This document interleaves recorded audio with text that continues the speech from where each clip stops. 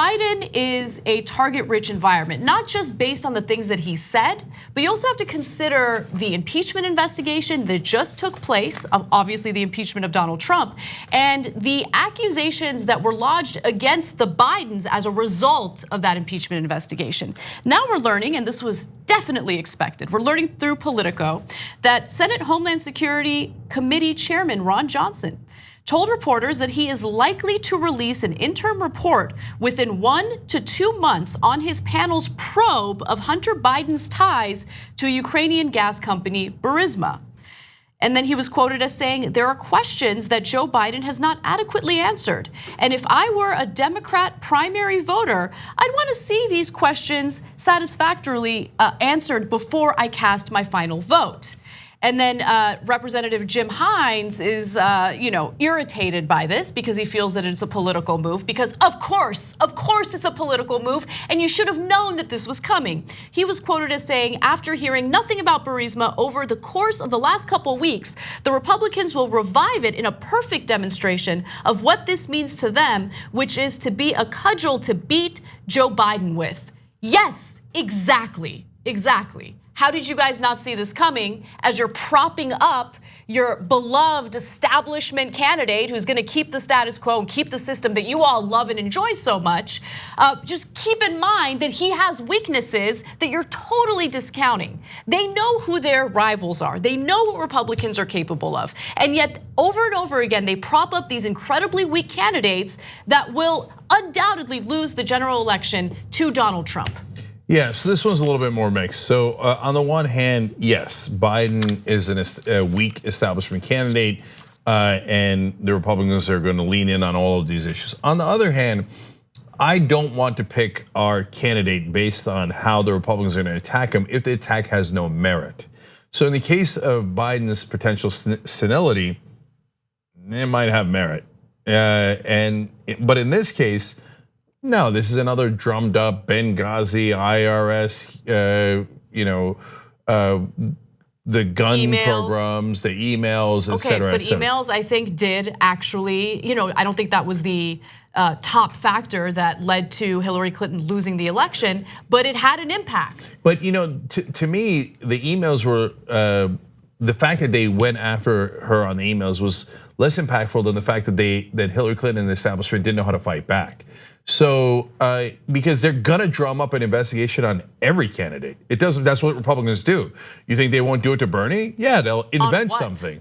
It doesn't matter. Yeah, the guy's the one honest politician of our lifetimes, but they'll invent something. They'll be like, oh my God, he once didn't kiss a baby, et cetera. Look, it doesn't matter. Maybe you're right, and maybe they'll invent something. But look, in this case, we both agree, right, that while the Bidens are unlikely to be guilty of what the Republicans are specifically accusing them of, the fact of the matter is there is an issue here, and it at least looks like corruption, right? It certainly looks like nepotism. It certainly looks like a person who wasn't qualified to serve on that foreign board got that position because of his father, and people don't like that. Look, that is also mixed. So, but it goes to the point you're making. So the part that I'll defend the Bidens on is, or at least Joe Biden on, is that everybody who's looked into this says that he did not help his son get that position, and he did not cover up corruption in Ukraine. So it's unfair to put that on Biden. On the other hand, everybody also knows that Hunter Biden got that position on the board that was really well paying because his last name was Biden. No one could say otherwise, except honestly, again, the idiot establishment, politicians in the Democratic Party and the media, who all participate in a very similar corruption. Oh, your son gets this, my daughter gets that, my wife gets this. And so they think like, oh, what Biden did is fine, it's fine. Of course, all of our sons should get board positions where they get paid $600,000 to do absolutely nothing on a topic they know nothing about. But what they don't understand is the rest of the country hates that. They can't stand that corruption. Yeah. So that part is an actual weakness for Biden. But I don't want you to like, the Republicans are absurd. Look at what Ron Johnson said, as Anna just quoted to you, if I were a Democratic primary voter, I'd want these questions satisfactorily answered before I cast my final vote. Okay, he then says, Johnson insisted, according to Politico, that the timing of this probe has nothing to do with the election calendar. Well, you just said it did. You just mentioned the votes and how you should make sure that you know about Biden before you vote. I mean, who are you kidding? These Republicans are hacks. So my final point is not necessarily the Republicans are going to attack the Democratic candidate. They will attack the Democratic candidate no matter who it is viciously. The question is, can that person defend themselves? No. And Biden has a history of saying, oh, my Republican colleagues, give me a hug. I know you're good people. I know you're good people. And I know when I win, you're gonna wanna work with me. Well, you're never gonna beat the Republicans that way by trying to kiss their ass. How about we go with progressives who actually wanna kick their ass?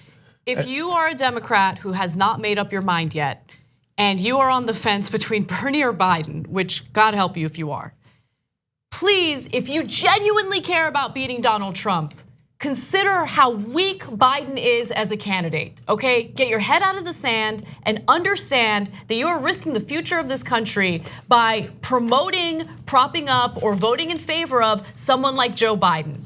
Period. End of story. Okay, let's all wake up. Now is the time to fight. This is no joke. Thanks for watching the Young Turks. Really appreciate it. Another way to show support is through YouTube memberships. You'll get to interact with us more. There's live chat emojis, badges. You've got emojis of me, Anna, John, JR. So those are super fun. But you also get playback of our exclusive member-only shows and specials right after they air. So all of that, all you gotta do is click that join button right underneath the video. Thank you.